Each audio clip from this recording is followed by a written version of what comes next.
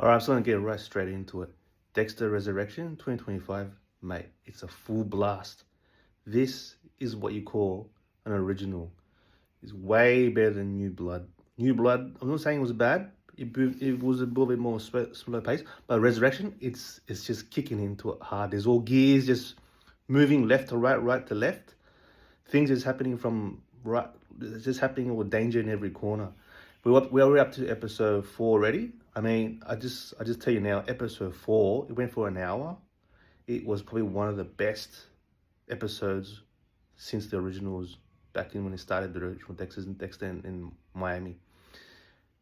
What's happening in Resurrection is I just can't believe how smart and creative is Clyde Phillips is, these creators. I just thought it'd be some typical, like another boring or typical, another villain, one main villain. But no, we got a few villains in Resurrection, and these villains are not dumb. These are clever. These are very clever, nasty villains, and this is what makes Dexter a very special TV series, one of a kind. It's not many TV series out there. Like some TV series out there, a bit boring. Anyway, you got Harrison. Dexter's alive, obviously, survived the shot. Batista's back. Batista's now, he's on Dexter's trail. He's very skeptical that he believes that Dexter is the Bay Harbor Butcher. So he ain't going to let that go, because after he killed her wife back in Miami, La Guerra. And he's officially retired from Miami to pursue Dexter, personal vengeance in a way. And that's not good. And we got a new, and set in New York City, so we got a new detective, Claudette. She's she's sort of like a Sixth Sense sort of type, but she's very, very smart. I think that's going to have potential backfire on Dexter in a sort of a way. Dexter's got to be careful in a way, sort of. And obviously the main villain sort of is a guy called, a billionaire called Leon Prada. And he's a little man, but he seems very, very clever and crazy as well. He's a collector. He collects all every serial killer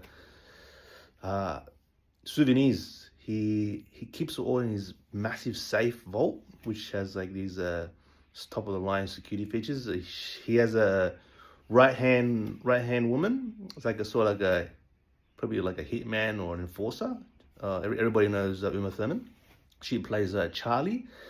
She's very eagle-eyed. She seems very attention to detail. I think her character Dexter needs to keep an eye out on her, because she reminds you sort of a little bit like Isaac Serka from season 7, and that can potentially, she could find out maybe if Dexter's a Bay Harbor Butcher.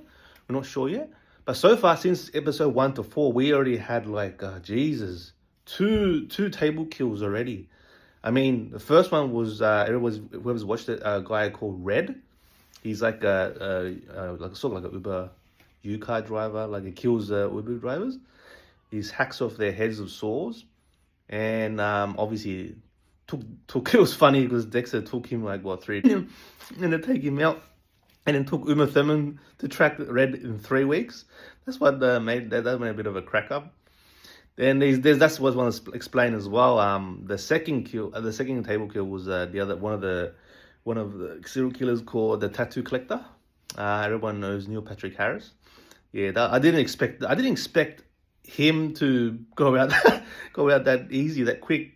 And then it's very clever how that when Dexter captured him, and then he was like, oh yeah, whatever, you're gonna kill me now. And then he was surprised that when Dexter exposed who he actually really was, he was an imposter. And then he just shit his pants. He was like, oh crap, oh fuck. And that scene, that little bit, I had to rewatch that a few times. Just made it so funny. And there's not many TV shows can do that. They make you rewatch it. It's just we have another killer in Predator's group called Lady Vengeance. She targets rapists, those kind of people. One guy called the Ponytail, a Pansy. He's he strangles women with their ponytail. He's sort of a father, sort of like Trinity in a way, kind of his age. Or maybe he's more Dexter's age, but it feels like a Trinity in a way. And we have, I think, the main one, this other one, is a bit quiet. It's called the Gemini Killer. I think he'll be Dexter's main antagonist. He seems very quiet, observative, doesn't want to say too much. So I think that's what will lead to the end of the season, the confrontation between Dexter and the Gemini killer. Um, Other than that, the Dexter Resurrection, I didn't expect that to be pushing the gears. Like episode 1 to 4, it's just pushing so fast. Like I thought it'd be very, very boring and slow, but no.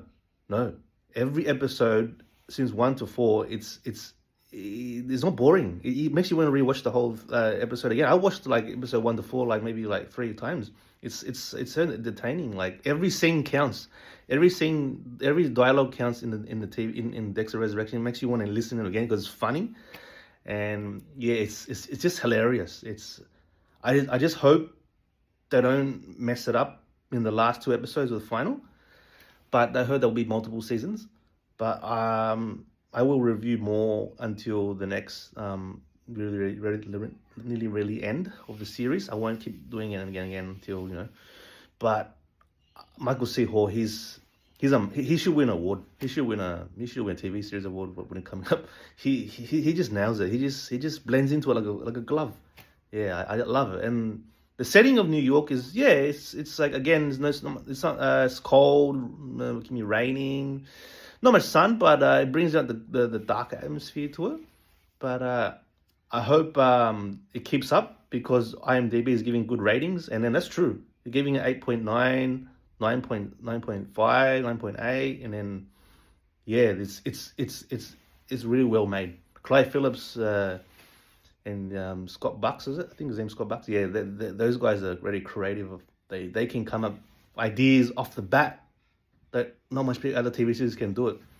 So I hope the Dexter Resurrection, I guarantee you there's going to be danger. There's going to be danger and twist, and there's going to be more like innocent people being killed off, and then that's going to be insane. And I will review more later ones. Thank you. Bye.